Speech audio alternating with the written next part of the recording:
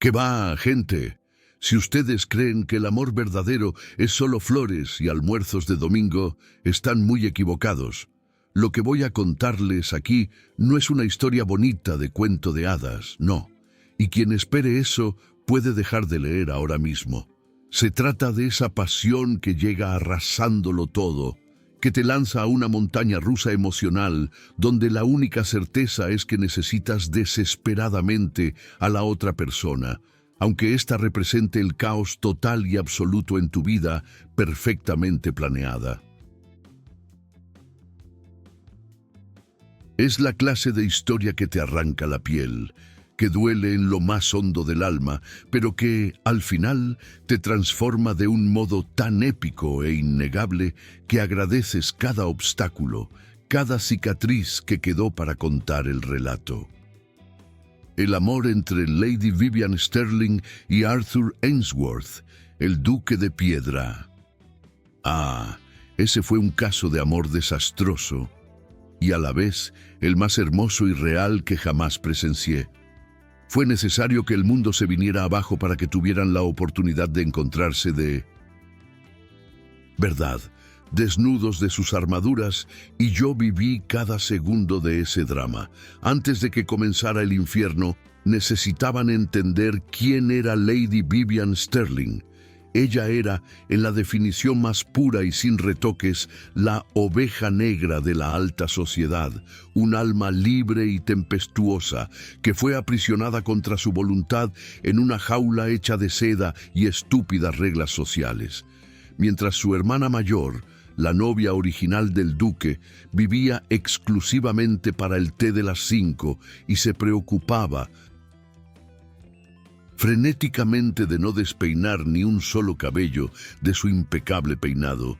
Vivian se metía en librerías oscuras y polvorientas, leía novelas góticas sobre fantasmas y pasiones prohibidas, y soñaba con una vida de escritora y artista. No le interesaba en absoluto casarse, y mucho menos ser duquesa, y su forma de ser espontánea, irreverente y llena de vida era vista por la sociedad como un defecto flagrante, especialmente por el hombre que sería su cuñado, el duque Arthur. El miedo más profundo de DC. Vivian no era la soledad, sino ser domesticada, que su chispa, su esencia, fuera brutalmente apagada por la implacable rigidez del protocolo. Y al otro lado de este abismo emocional teníamos a Arthur Ainsworth, el temido noveno duque de Rodwell, conocido por todos los que temían o respetaban su poder como el infame Duque de Piedra. No se imaginan lo metódico, frío y obsesivo con el orden que era este hombre. Su vida era una agenda detallada e inmutable. A sus 35 años, Arthur vivía por la impuntualidad, por el mantenimiento de las tradiciones de su ducado y por el peso del nombre Rodwell, que siempre estaba en primer lugar. Había cerrado con 7 llaves todas sus emociones y vulnerabilidades después de que su padre muriera, sintiendo que el peso del mundo y del ducado recaía solo sobre sus hombros. Arthur no buscaba una esposa con quien compartir su vida. Buscaba únicamente una gerente de propiedades extremadamente eficiente y, principalmente, una incubadora silenciosa para él. Futuro heredero del linaje. La novia ideal para este propósito frío, según Arthur, era la hermana mayor de Vivian, predecible, perfectamente adecuada, y que jamás, bajo ninguna circunstancia, se atrevería a cuestionar una miserable coma de las severas reglas de la casa Rodwell. La vida del duque era un castillo perfectamente construido, hecho de mármol y reglas inquebrantables, sin el menor espacio o tolerancia para el caos emocional que él despreciaba con todas sus fuerzas y que la pasión representaba. Él creía firmemente que el matrimonio era solo un negocio, una transacción necesaria para perpetuar el nombre y la fortuna de la familia, y nada más. Todo iba según el plan, el contrato firmado, el futuro asegurado. Pero el destino o el infierno tenía otros planes para el duque de piedra y para la dama inadecuada. El caos, ese tipo de vendaval que cambia la dirección del barco, tenía hora marcada para llegar. La novia original y perfecta huyó, literalmente, la mañana de su boda con el duque, dejando atrás solo una patética nota de disculpa y un escándalo que haría que la sociedad de la época dejara de respirar por una semana entera. Para Arthur, el duque de piedra, ese evento no era solo un corazón roto, porque ni siquiera amaba a la mujer, sino una afrenta directa a su honor, un incumplimiento de contrato que amenazaba la estructura completa de su mundo impecable y organizado. Su reputación estaba en juego y el linaje necesitaba un heredero con urgencia. Fue en ese momento de furia controlada, donde su rostro parecía esculpido en hielo, que se dirigió a la aterrorizada familia Sterling y con una frialdad escalofriante exigió que se cumpliera el contrato, costara lo que costara. La única sustituta que quedaba para honrar el nombre de la familia era Vivian, la soñadora inadecuada. Él la veía solo como un mal necesario, una pieza de ajedrez totalmente desalineada que tendría que entrenar y obligar a encajar en la posición de duquesa. Y el encuentro de ellos, su primer encuentro como novios, oficiales, tuvo lugar en el austero despacho del duque, un lugar que parecía hecho para absorber la alegría e irradiar la soledad, lleno de estanterías oscuras de libros jurídicos y poca alma. Arthur estaba impecable, serio, con la mandíbula apretada por la tensión, listo para enumerar en puntos las reglas y los deberes que ella tendría que cumplir para convertirse en una duquesa mínimamente decente, desde su punto de vista. Para él era solo una lista de control que debía superar para salvar la imagen del ducado. Pero Vivian, por otro lado, estaba vestida con uno de esos vestidos sencillos y sombríos que tanto amaba, con los ojos azules enrojecidos de tanto llorar por la traición y la cobardía de su hermana, pero con la barbilla peligrosamente levantada, con una chispa de desafío en la mirada. Arthur la miró de arriba abajo con un desdén que era casi palpable, un gesto que comunicaba claramente: eres una inconveniencia temporal y te desprecio. Y Vivian sintió esa repulsa de él como si fuera un puñetazo frío en el estómago, pero se negó a encogerse. Se mantuvo firme, devolviendo la mirada con la misma intensidad y un toque de burla.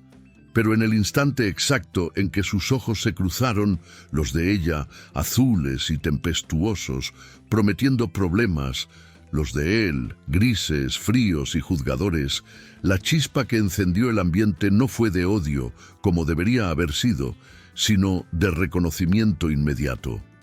Una electricidad extraña e innegable, un choque violento que fue más allá del desprecio social y del protocolo. Fue allí, en ese despacho helado y opresivo, que la atracción avasalladora, prohibida y completamente inesperada explotó entre ellos.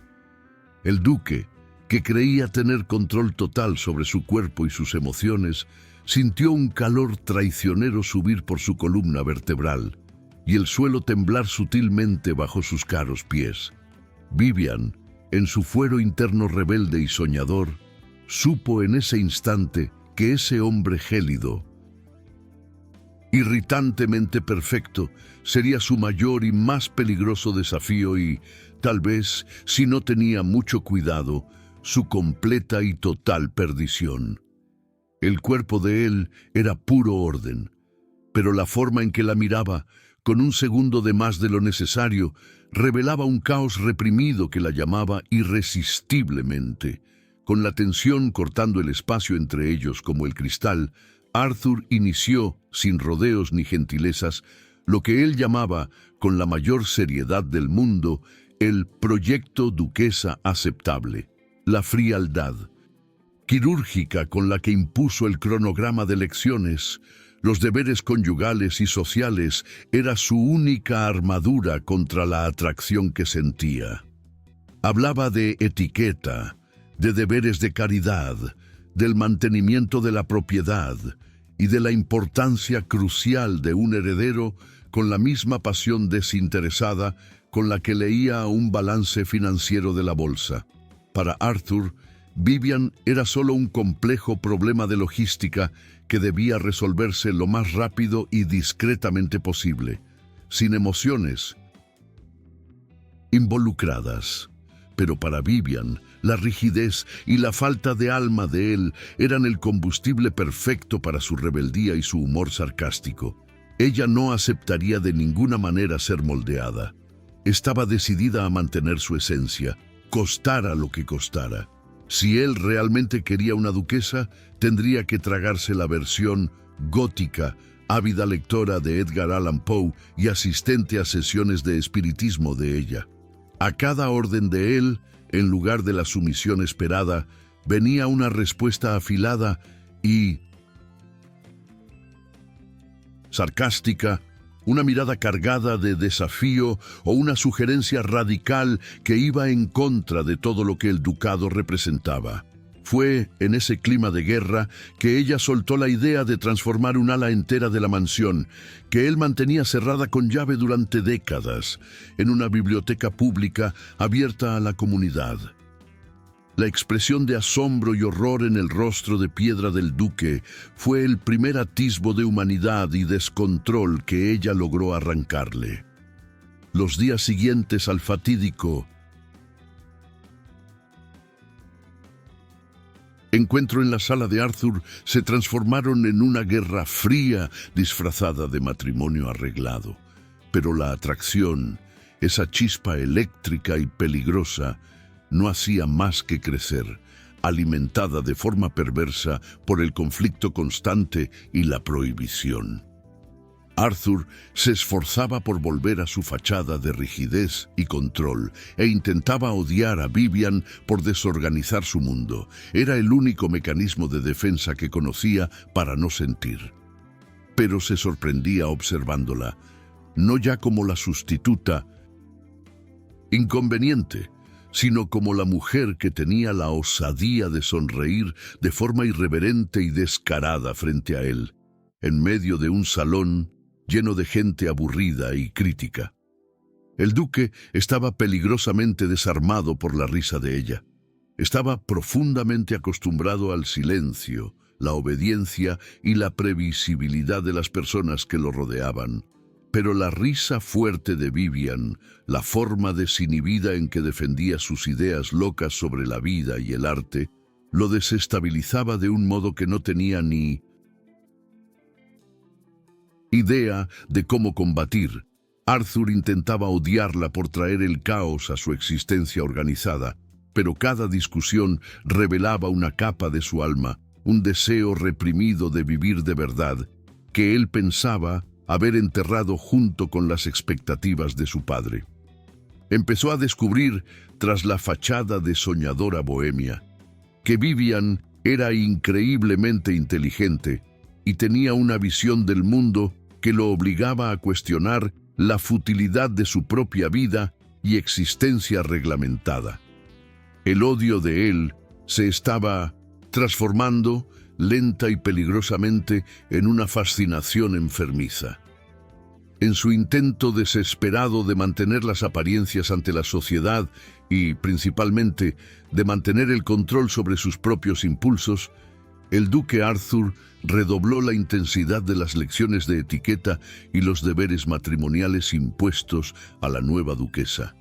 Él creía que cuantas más reglas y formalidades impusiera, más conseguiría sofocar la pasión que se empeñaba en incendiar la relación. Pero estas clases, que habían sido planeadas para ser torturas monótonas y ejercicios de sumisión, terminaban convirtiéndose, irónicamente, en escenarios constantes para la manifestación de la química explosiva e incontrolable que existía entre ellos.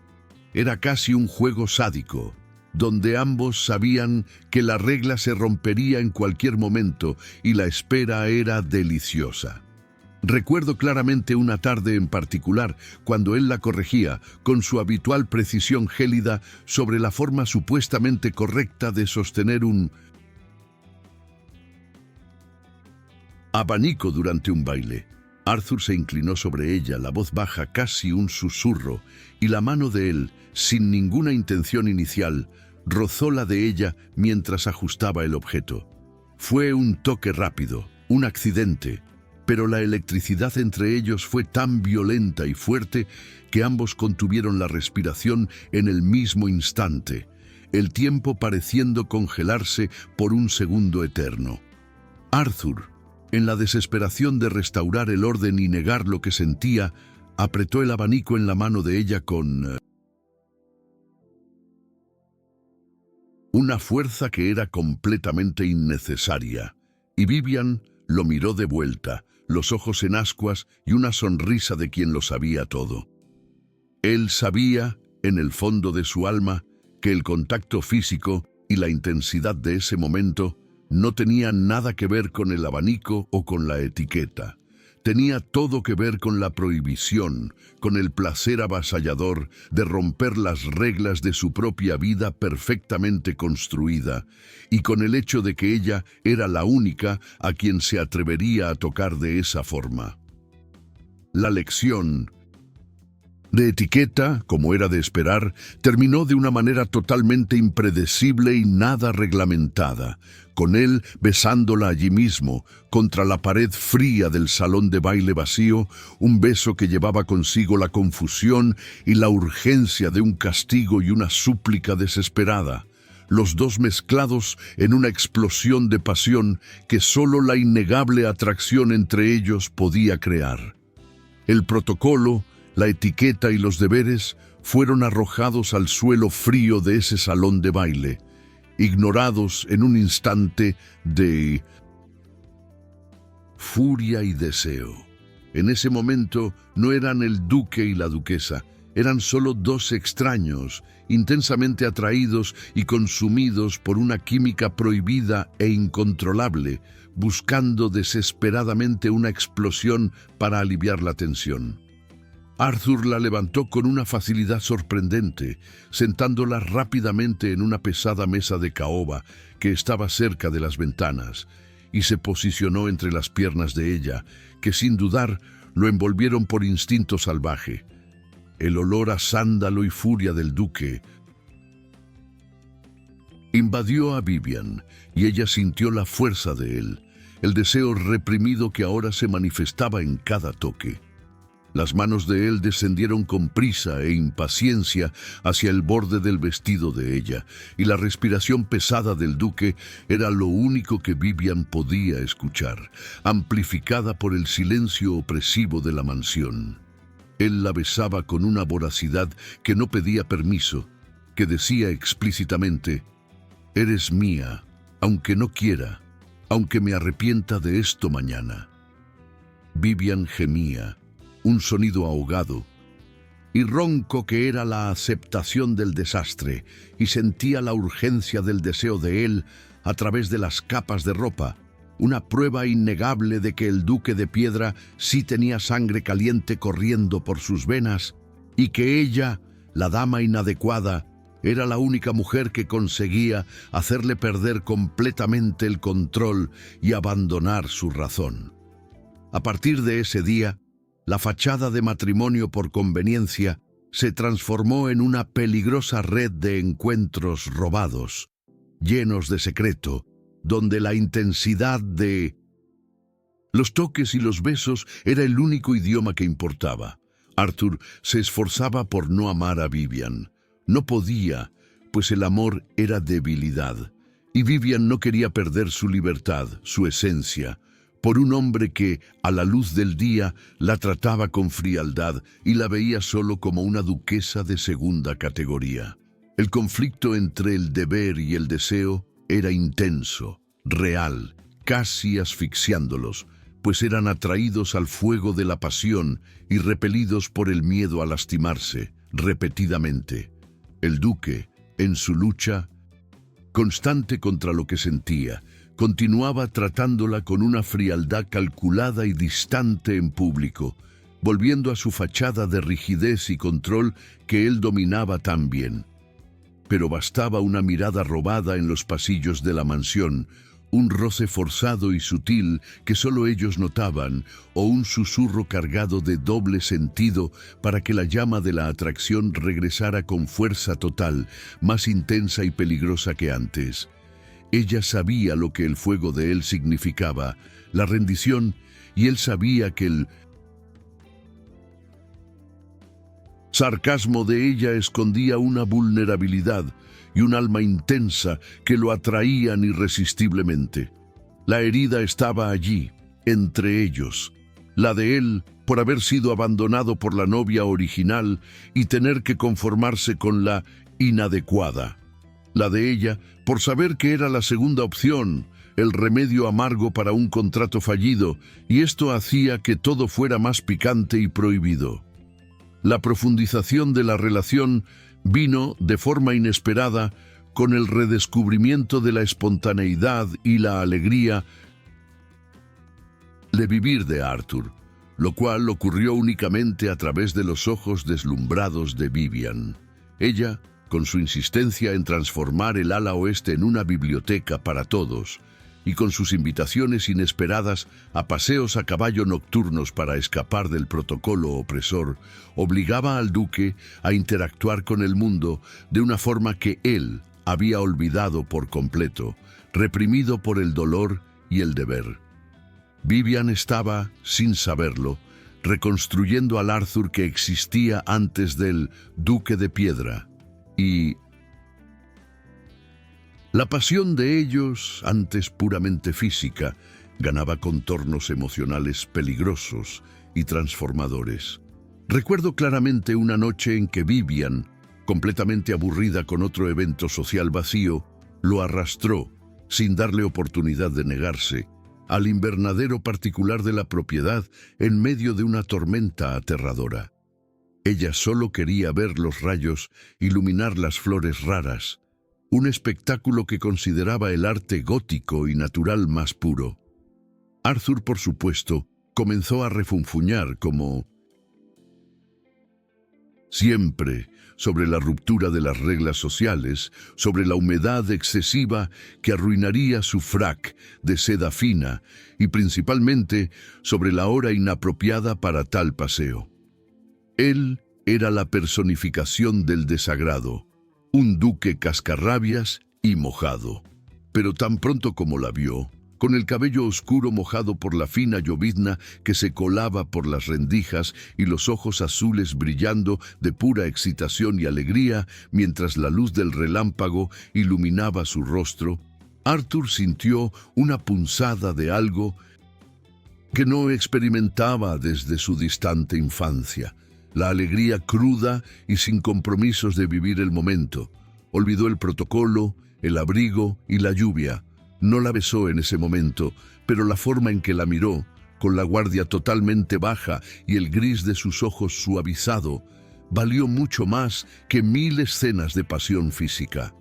Era el Duque de Piedra, por primera vez en su vida adulta, derritiéndose sin saber cómo detenerse. Sin embargo, amigos míos, el caos de la pasión y la espontaneidad no duró solo en el campo del placer y el redescubrimiento. Los conflictos reales y dolorosos, esos que te hacen dudar del amor, surgieron con una fuerza abrumadora, obligándolos a confrontar sus traumas. El secreto más profundo de Vivian era el miedo terrible a ser devaluada, a que su esencia y su brillo únicos fueran apagados por la dominación de un hombre, algo que la rigidez y las constantes imposiciones de Arthur amenazaban con hacer todos los días.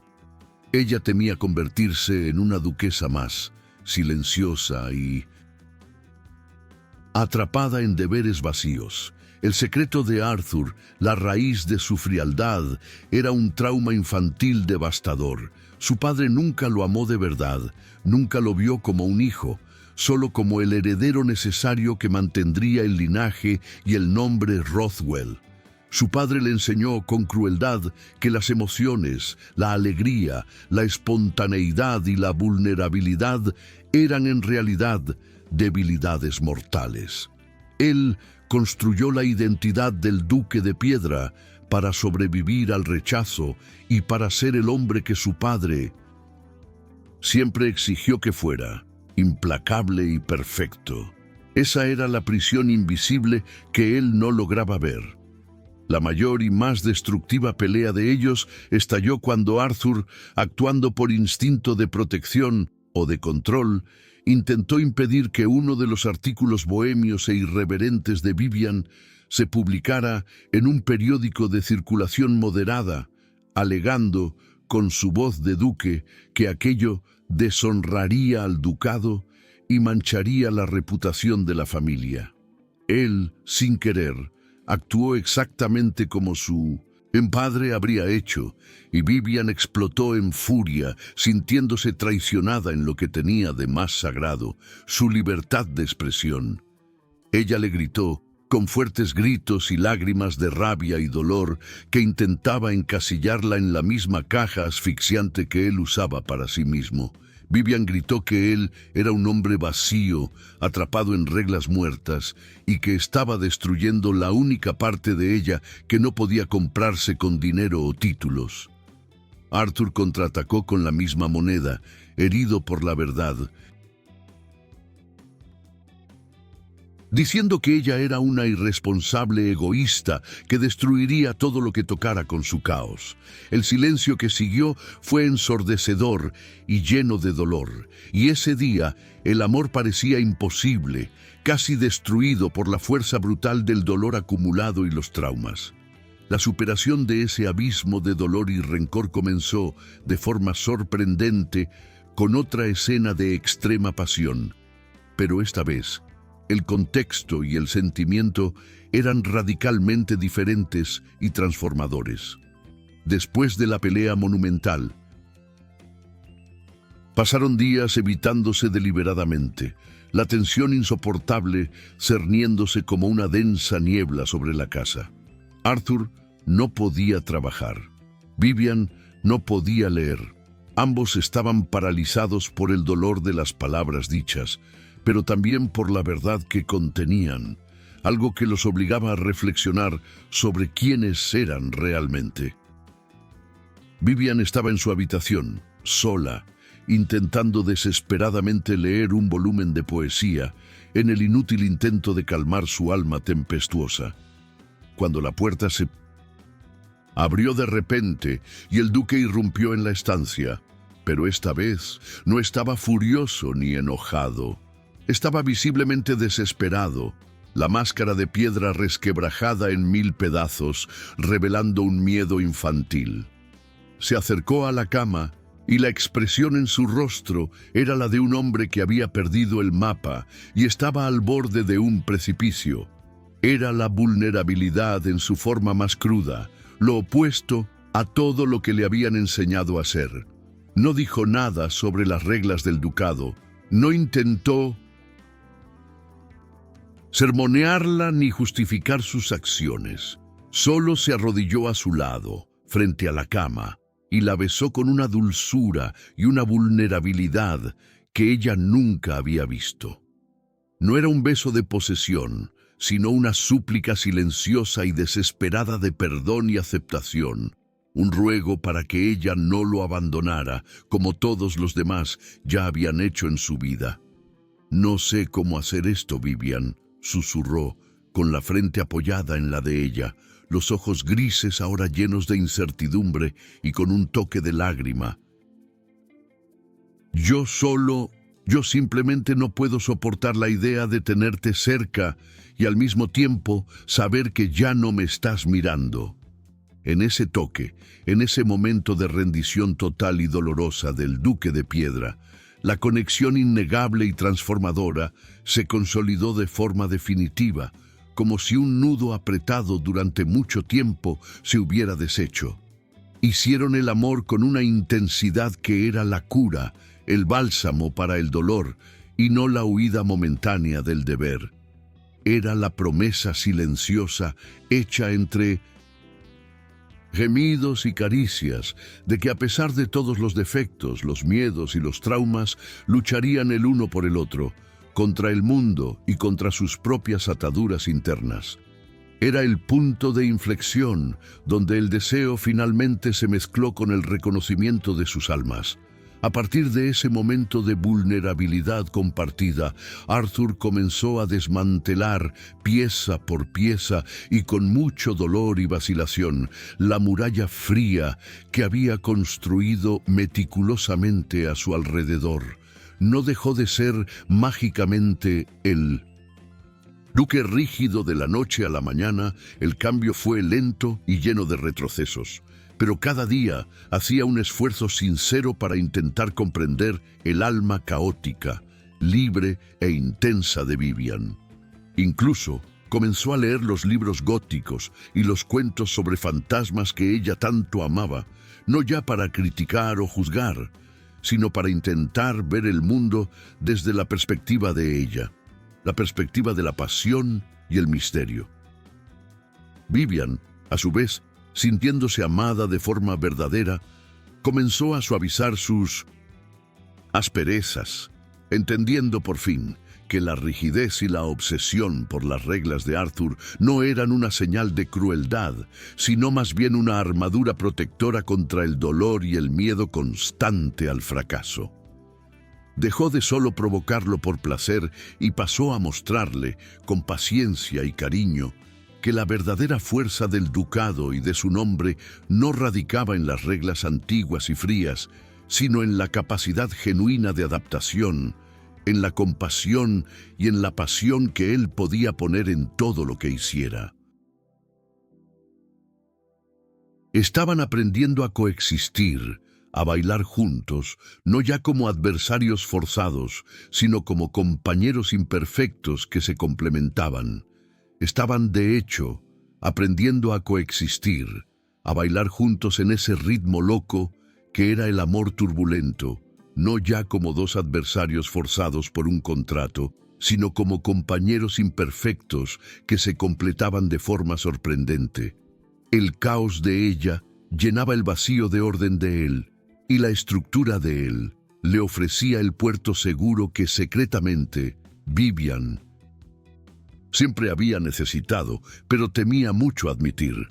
Eran la prueba viviente de que los opuestos se atraen, y más aún, se transforman, chocan y se curan mutuamente. Sin embargo, la prueba más grande de esta nueva y frágil conexión llegó con la aparición completamente inesperada de la hermana fugitiva de Vivian, la novia original del duque, quien apareció de repente en la mansión. La hermana cobarde, sintiéndose amenazada por el éxito y el fuego que existía entre el duque y Vivian, intentó recuperar su antiguo lugar y el título de duquesa, alegando con descaro que Vivian jamás sería adecuada para el ducado y que Arthur estaba cegado por la pasión. Ese fue un momento de extrema turbulencia, ya que la sombra del plan B de Vivian, la idea de que ella era solo una sustituta, se materializó de forma amenazadora ante todos. El duque, sin embargo, ya no era el duque de piedra. Miró a la exnovia con una indiferencia que solo el amor verdadero, maduro y el autoconocimiento podían generar. Recordó con claridad lo vacía y fría que era la vida que había planeado antes de Vivian y sintió repulsión por la perfección sin vida que representaba la hermana de ella. Arthur despidió a la exnovia de forma educada, pero absolutamente definitiva, dejando claro con voz firme que ya no le interesaba la perfección predecible y la ausencia de emociones. Su mirada se dirigió en un momento de pura devoción a Vivian, que observaba la escena con el corazón en la mano, y él sonrió. No era una sonrisa protocolaria, sino una sonrisa llena de alivio genuino, gratitud y de una pasión madura. Fue uno de los momentos más épicos que vi, el de una elección consciente. Vivian sintió el impacto de ese instante hasta la médula. Por primera vez en toda su vida, ella no era la sustituta, la segunda opción indeseada, sino la elección final e innegable del duque. Y eso la hizo bajar la guardia de una vez por todas, liberándose del miedo al rechazo. Supo allí que necesitaba luchar no solo por el duque, sino por la versión de él que amaba, el hombre que reía en el invernadero y que la besaba con desesperación en la biblioteca, el hombre que estaba aprendiendo a ser vulnerable. Ese mismo día, ella lo llevó al ala de la mansión que él le había prometido, el área que ella planeaba transformar en biblioteca comunitaria.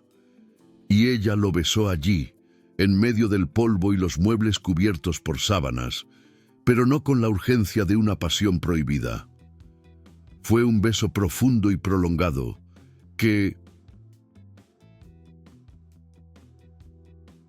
era la celebración de la decisión, del compromiso de luchar por algo más grande que el protocolo y el título. Fue una escena de amor que curaba, que prometía un futuro. Fue una escena hot que celebraba la decisión, el compromiso de luchar por algo real y visceral, la promesa de que estaban construyendo algo juntos, no solo cumpliendo un contrato frío. Allí, entre las sábanas polvorientas y la promesa de libros, el amor de ellos se volvió tangible, algo que podía tocarse y que tenía la fuerza de cambiar la historia de todo ese ducado. Se despojaron de sus armaduras, no solo de sus ropas, y se vieron como realmente eran, dos almas heridas, pero que se completaban de una forma hermosa y devastadora. La transformación de Arthur se completó cuando él no solo permitió la creación de la soñada biblioteca pública, sino que, asombrosamente, la inauguró personalmente junto a Vivian, dando un discurso sobre la importancia del conocimiento para la comunidad local. Vio el brillo de orgullo puro en los ojos de ella, la forma en que interactuaba con el pueblo, sin la menor preocupación por el protocolo, y se dio cuenta, finalmente, de que ella no estaba deshonrando al ducado como él temía. Ella estaba en realidad dándole alma, propósito y una conexión real y humana con la gente. En ese periodo de profunda introspección y cambio, él finalmente se abrió por completo a ella sobre el dolor desgarrador del rechazo paterno, el profundo trauma que lo hizo construir, ladrillo a ladrillo, la identidad del Duque de Piedra. Fue un momento de extrema vulnerabilidad, con la voz quebrada y los ojos húmedos, confesando que pasó toda su vida intentando ser el hombre que su padre exigía. Vivian lo abrazó con la vulnerabilidad que solo el amor verdadero y la empatía pueden dar. Ella le hizo entender, con ternura y firmeza, que las emociones no eran debilidades, sino la base de su fuerza, lo que lo convertía en un líder mejor y un hombre completo. Lloraron juntos en ese momento de catarsis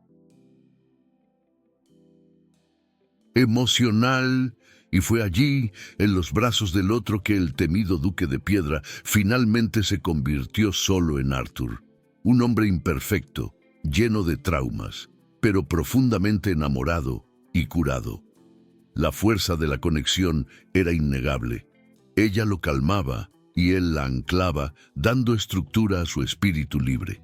Eran la definición de la superación, la pareja que tuvo que luchar contra sí misma para poder finalmente luchar el uno por el otro, sin restricciones ni miedos. Y el desenlace, para alegría de todos los que acompañamos esta intensa y turbulenta montaña rusa emocional, fue épico y feliz, como un final de libro de romance, pero con un toque de realidad. El amor, ese que no estaba destinado a existir, venció al caos y al deber. El duque Arthur y la dama inadecuada Vivian no se volvieron perfectos. Lejos de eso, continuaron siendo imperfectos, y amándose por ello. Tuvieron al heredero, por supuesto. Después de todo, el duque de Piedra todavía se preocupaba por el linaje, pero más importante que eso, tuvieron una vida juntos que fue intensa, llena de discusiones apasionadas, de risas fuertes en el invernadero y de besos robados en la biblioteca llena de libros. Demostraron que el amor que realmente vale la pena es aquel que te obliga a confrontar tus peores defectos, tus mayores dolores y traumas, pero que al final te transforma en la mejor y más real versión de ti mismo. Fue un camino desastroso, fue doloroso, pero culminó en el amor más transformador y verdadero de todos. Su historia se convirtió en leyenda, contada en secreto, inspirando a todos los que buscan un amor